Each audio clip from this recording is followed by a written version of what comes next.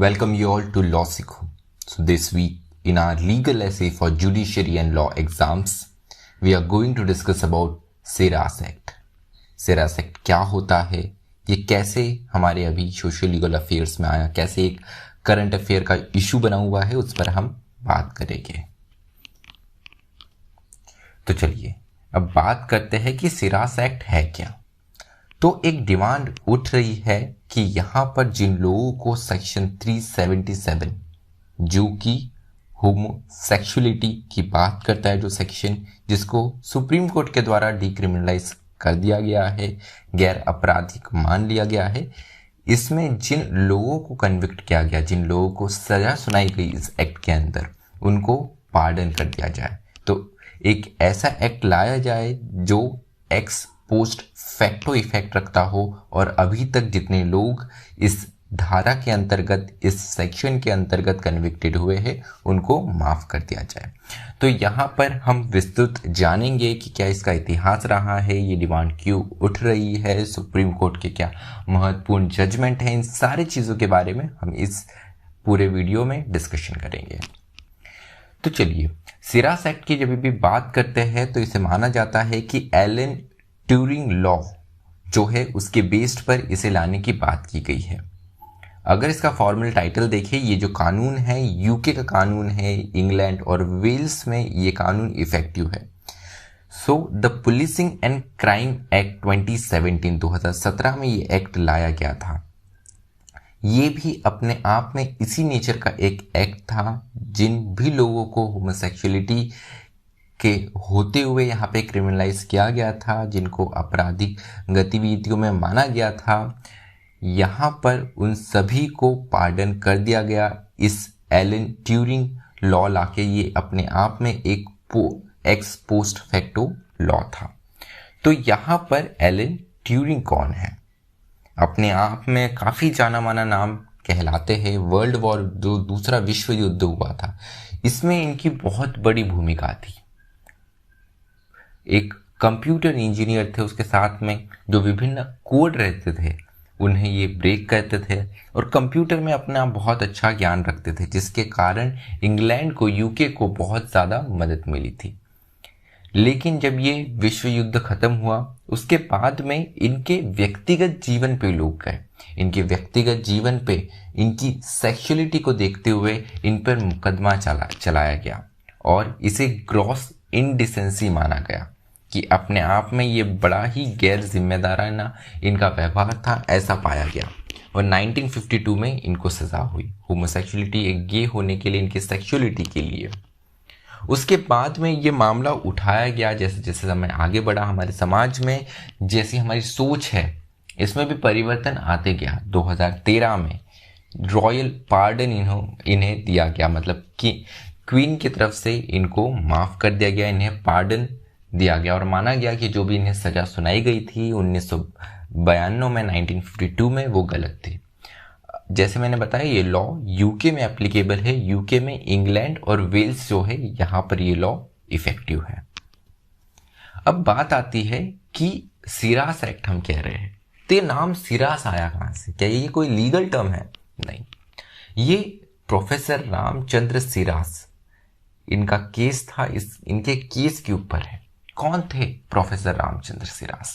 Professor Ramchandra SERAS Aligarh Muslim university में पढ़ाते थे। यहाँ पर ये मराठी विषय पढ़ाते थे।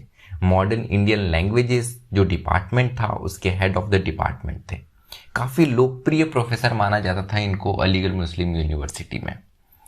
लेकिन एक दिन कुछ ऐसा हुआ कि यहाँ पर ये पता चला इनके व्यक्तिगत जीवन से कि इनकी सेक्सुअलिटी जो है ये गे है, ये एक होमोसेक्सुअल है। इनके पार्टनर के साथ में इनका वीडियो बनाया गया, इनके पर्सनल मोमेंट्स को मीडिया में शेयर किया गया, न्यूज़ चैनल्स पे चलाया गया। लेकिन सबका ध्यान उस वक्त 2010 में ये पूरा एक इंसिडेंट हुआ था। तो 2010 में जो लोगों का पूरा ध्यान था वो इस और था कि हाँ, ये तो गे है, इनकी सेक्सुअलिटी ऐसी है, प्रोफेसर को ऐसा नहीं करना चाहिए था, ये अपने आप में ग्रॉस मिसकंडक्ट है। और इनकी यूनिवर्सिटी में जहाँ पर कंप्लीट इन्होंने अपना पूरा जीवन यापन करा, जहाँ पर इन्होंने अपने पूरे जीवन काल की सेवाएं दी। रिटायरमेंट के एकदम आखिरी दौर में थे, 3-4 महीने ही इनके रिटायरमेंट को बचे हुए थे। उस दौर में यहाँ पर उस यूनिवर्सिटी को जिन्होंने इन्होंने सर्व किया, उस यूनिवर्सिटी ने माना कि इनका जो कंडक्ट था ये बहुत ही क्रॉस मिसकंडक्ट माना गया इसे, और इनके कंसेंशुअल होमोसेक्सुअल सेक्स के लिए इनको सस्पेंड कर दिया गया अलीगढ़ मुस्लिम यूनिवर्सिटी से। केवल 1 हफ्ते के नोटिस पर इनको यहाँ पर उनका घर खाली करने का, उनका रेसिडेंस निवास जो यूनिवर्सिटी की तरफ से दिया गया था उसको खाली करने का आदेश दिया गया। इन्हीं के ऊपर मूवी बनी हुई है अलीगढ़ मूवी, जिसमें मनोज वाजपेयी ने बहुत ही अच्छा काम करा है।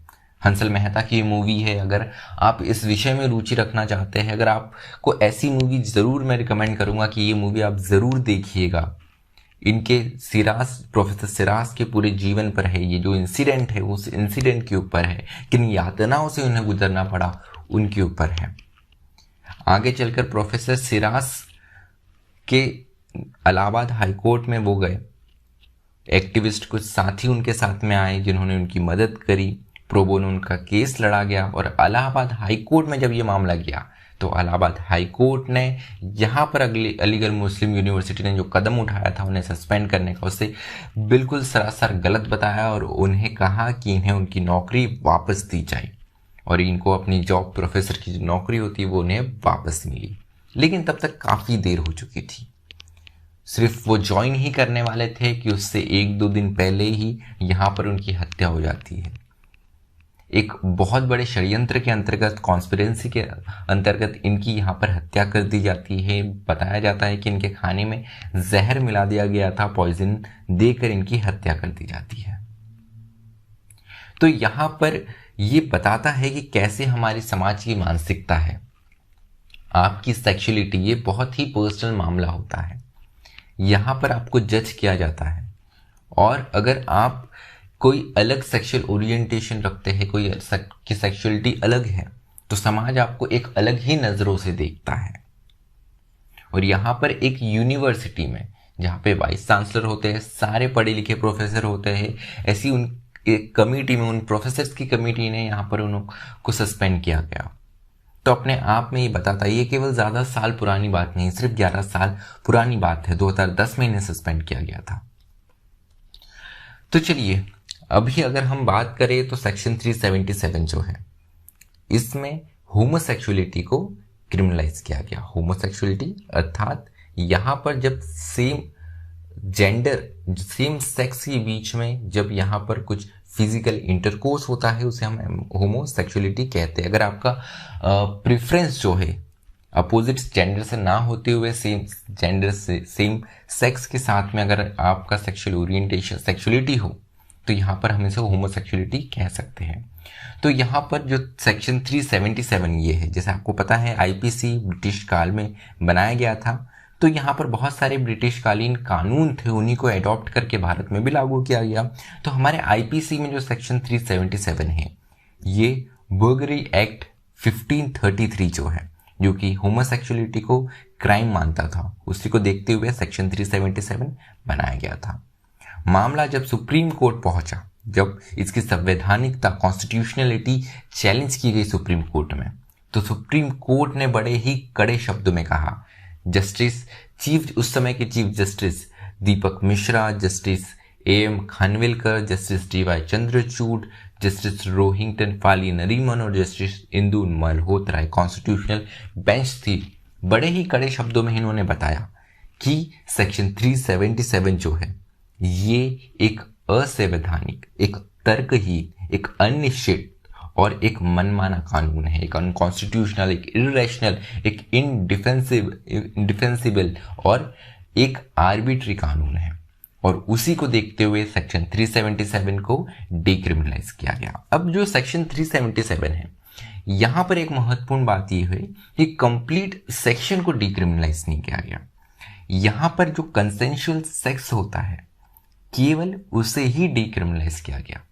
अगर यहाँ पर माइनर या नॉन कंसेंशुअल सेक्सुअल एक्टिविटी होती है या बेस्टिलिटी होती है, तो इसको अभी भी क्राइम माना जाता है। ये बहुत ही महत्वपूर्ण बिंदु बताया गया। तो लैंडमार्क जजमेंट और विस्तृत में जान लेते हैं। 3 महत्वपूर्ण जजमेंट है। सबसे पहला नास फाउंडेशन का। तो नास फाउंडेशन का जो जजमेंट है ये दिल्ली हाई कोर्ट में था। नास फाउंडेशन एक एनजीओ है।